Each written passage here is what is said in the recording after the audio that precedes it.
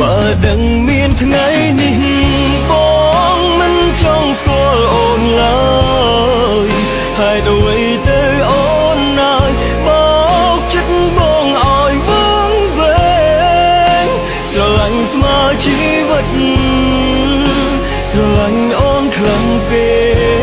កយកស្នេហ៍បងជាល្បែងកុំដល់ចិត្តស្រីឬយ៉ាងណាបើដឹងស្នេហ៍បែបនេះបងមិនចង់ជួបទៀតទេស្នេហ៍ខ្ញុំអីខំគេអើយខ្ញុំត្រូវរួមម្នាក់អើយអរគុណដែលស្គាល់អូនឲ្យបងឈឺក្រៃលែងឈឺចាប់